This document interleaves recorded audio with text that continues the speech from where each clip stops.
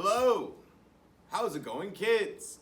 So, you've already watched my first two woodwind lesson videos, but this time we're going to focus a little bit more on just one.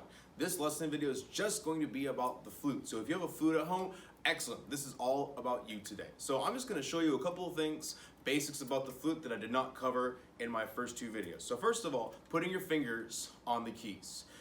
First of all, you are going to be holding it like this, but I've seen a lot of kids just kind of grab the whole thing or not really sure where to put their fingers. So I'm going to do my best to walk through it with you as best I can.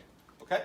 So if I'm looking at all the keys like this, it's almost impossible to tell where I'm supposed to put my fingers without instructions. So I will show you. First of all, this is where your thumb generally goes. It rests right here on this key. You're going to be using this key a lot. When you look at your nomenclature, when you look at your fingerings, it's either going to tell you to put your thumb here, or it might ask you to put your thumb way over here. But mostly, what I've discovered is it's mostly on this one. It looks kind of like a golf club, so that's where your thumb is going to sit.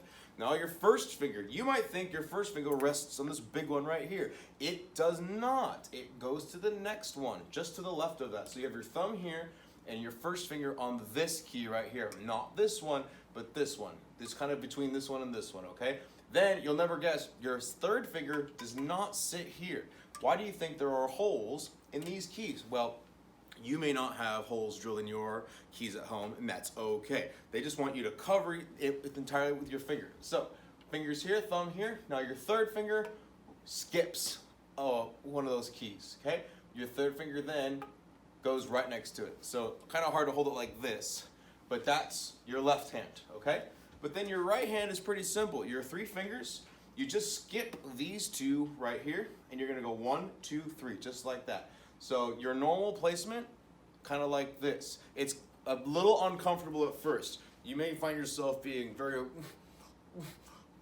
but the good news is, if you just spend some time with it, you'll get good at it, and it won't hurt so much anymore. It takes practice. So, thumb, 1, 2, 3. 1, 2, 3. Now your pinky on your right hand needs to have access to all these different rollers. You have this one right here, this one just to the right of it, and then these two other rollers right here. You may not have this on yours. This is an extra to go lower, but we're not going to be playing notes that low yet, okay? But we're just going to start with putting our hands. So in fact, if you have a flute, go ahead and grab it. I'll wait. Pause. Then I want you to grab your flute, put your thumb here, 1, 2, 3. I want you to hold it, then 1, 2, 3 with your other hand. Then I want you to just bring the instrument to your face like this and just hold it for 10 seconds. 10, 9, 8, 7, 6, 5. Next. Now I want to talk to you about putting your mouthpiece on here, or putting your mouth on the mouthpiece, excuse me. So if I have this where the hole is facing directly towards me, not going to get any sound. So what you really do need to do is the mouthpiece, the hole of your mouthpiece, needs to be on line with the keys, okay? So again, you're looking at this, the mouth hole is going alongside of it. Now, when it gets down to this bottom joint down here, you don't want these to line up. You don't want that. You actually want this part, the rod here, you want the rod to go with the keys just like the mouthpiece hole, okay? So it should kind of look like this. Good job. All right, now playing the instrument, I'm trying to blow air into the mouthpiece so that the air comes out this way, but at the same time, this part right here, this splits the air in half, so that half of the air goes over it and the other half of the air goes under it. So let's try to get a good sound. I'll show you some bad sounds, but my goal is to play a great sound for you. So I'm gonna turn the mouthpiece a little too far towards me like this, okay? Let's hear what kind of sound that is.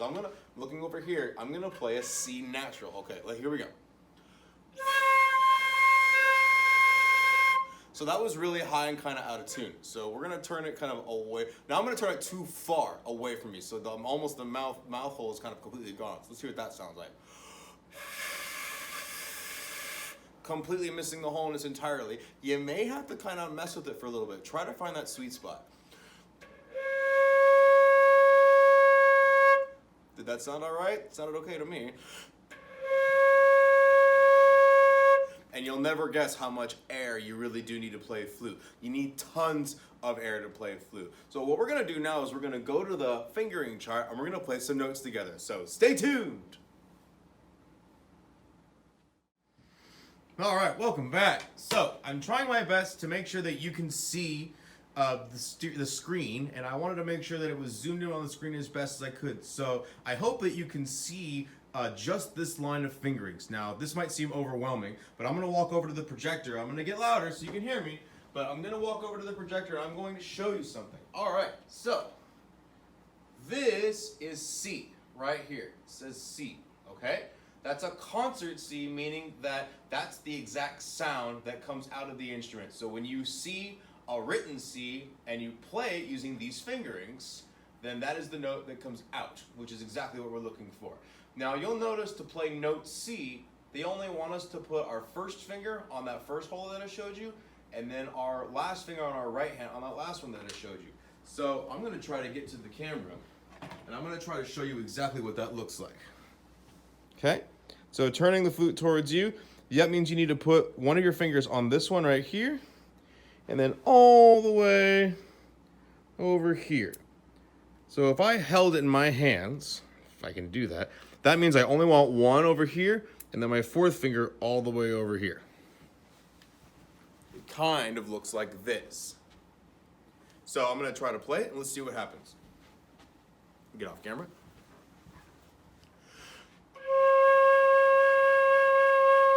Sounds okay to me. Let me just play a note on the piano to make sure I'm correct.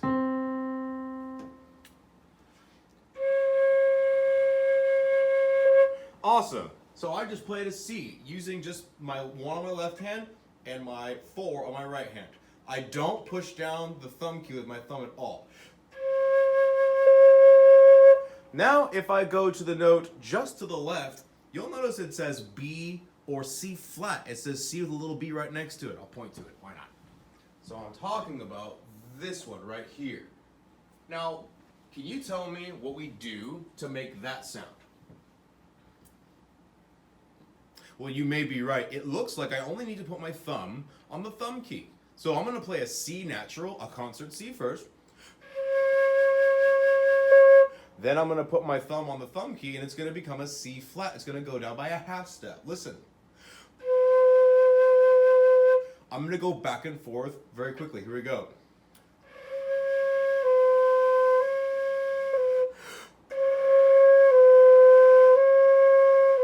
Creepy. Now I'm going to go to the right. It says C sharp, D flat. The first note we went to the left, we used our thumb key, but on the right of that it says C sharp. It wants us to remove our first finger on the left hand and just put down our fourth finger on the right hand. So let's hear what that sounds like.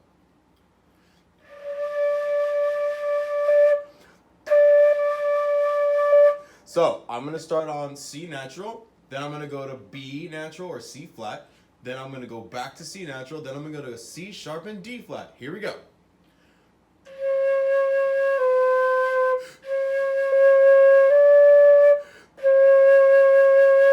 That sounds spooky. That sounds spooky scary. So if you can see, now we're going to go to D, okay? It's on the furthest to the right, over here. Right, yeah, my finger's really big. Okay, this one's a little bit more tricky. It wants us to do thumb, does not want us to put our first finger down, but it wants us to do 2 and 3. Now our fourth finger on our left hand's kind of not being used right now. Just kind of chilling, having a cup of coffee. So on your right hand though, you have 1, 2, 3, and your right pinky is inactive. It kind of looks like this. So that's our concert D. Let's hear what that sounds like.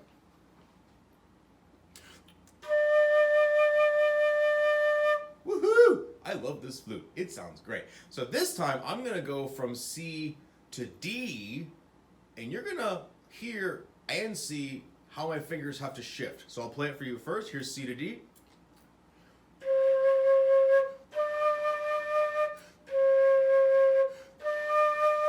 Now I'm going to get back in front of the camera. So look up what my fingers have to do. They look like this first. And then I have to switch quickly to these 5 fingers like this. It's crazy. Let's do it again.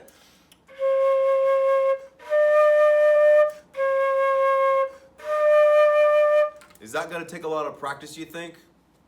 I think so. Let's move on. So now we go to the bottom row. We have E flat, we have E natural, we have F, we have G flat, and G. Well, guess what? Today, I actually want to play a scale. That's right.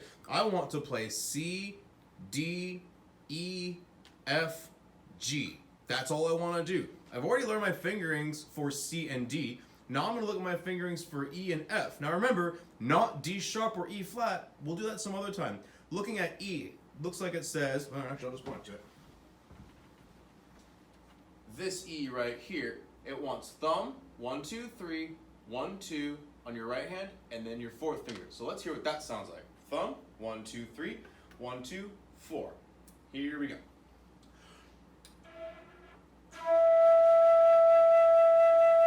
Wow. Remember, faster air. If you play too slow, you get the low sound. How about F? Take your second finger of your right hand off. Remember, it's fast air. And then, last but not least, it wants us to take off our first finger in our right hand to get to G. Fast air, right? So I'm going to try to play the scale for you, okay? Starting on C.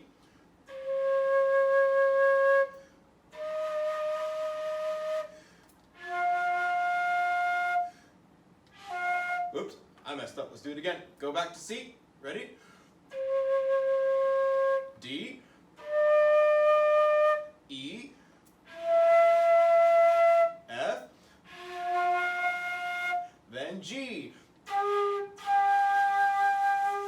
So let's go back to the G again. I'm not playing with fast enough air, which is why I'm getting a low sound and a high sound. You need a lot of air to play this. So what I want you to do at home is I want you to try to play that same scale. So it's letters C, D, E, F, and G. I will make these fingerings available on Quaver.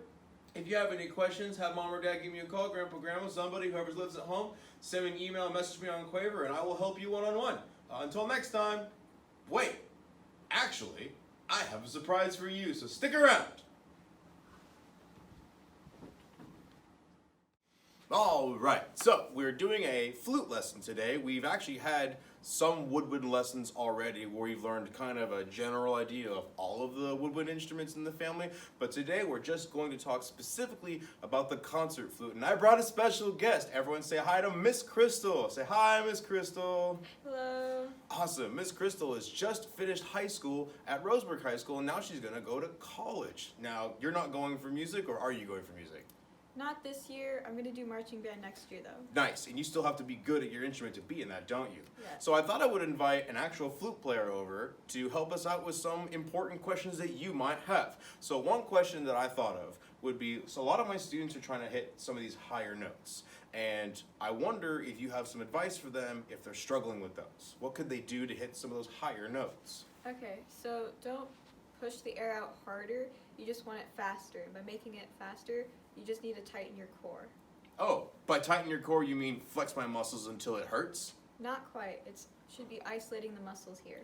How can I do that? Is there a way I can work on that? Yes, so take a deep breath and then hold it, and then the tightness you feel in your core is kind of what you want to feel as you're trying to hit the higher notes. I do feel a tightness, but it doesn't hurt. It just feels like it's holding my breath inside my lungs. Can we try it together? I think so. Now you try it with us, kids. Ready? Do you feel it? Do you feel it? Again, shouldn't be tight. Yuck. Nope, just almost like it's in control. Let it out. Okay. Now another issue that I've noticed is that kids really have a hard time learning new fingerings, especially because you have to use all 10 fingers in different combinations. So how can kids get really good at learning these fingerings? I like to do scales, specific chromatic scales, so then you know how it goes up in the step. Could you demonstrate a scale for us? Yeah. Just to show fluidity? I'll get off the camera. I'll play a C concert scale.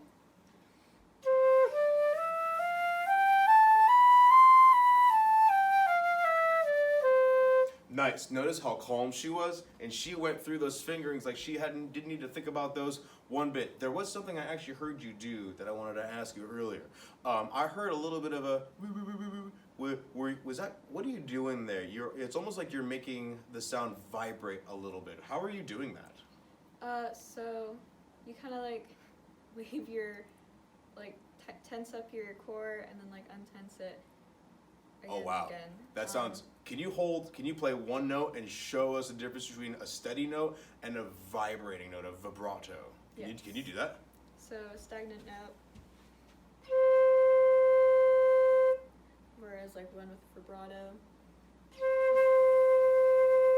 Now, you don't have to know how to do that right away, do you? No. You'll not yet. eventually learn how to do it though, right, kids? Yes. No, it's really important. And I wanted to ask you one more thing. Do you think that if I learn the flute, that I can also learn other woodwind instruments? Are they related to some extent, or is it kind of a world of its own? Some of the fingerings are similar to like other instruments. I learned saxophone pretty easy. but- Yes. Oh, okay. So some of the fingerings are the same, Yeah. but not all of them. Right. Actually, just for fun, I've already shown you technique, but I wanted to see a flute player. I just would like you to show the kids exactly how they should look when they're holding the flute. All right. So you just want to kind of stand 1 foot forward, and then shoulders up and as straight as possible. You don't want your embouchure up. You don't want to slouch with it. It should be straight. Oh, that's right. One more question I had for you. What is an embouchure? I've heard that word a lot. What does that mean? So your embouchure is just kind of like what your mouth does to make the hole. So you for Oh. flutes, it's a little tighter because you're pointing the air down into the thing. Are you saying you have different embouchures for different instruments? Yes. Oh, I see. Can you show me a sound with a poor embouchure and then a sound with the proper one? All right. Here's a poor embouchure. Oh, that looks kind of lazy. You're almost blowing it downwards. Yeah. Okay. Let's do proper then. All right. Air going across the mouthpiece, not into it, body's completely engaged, right?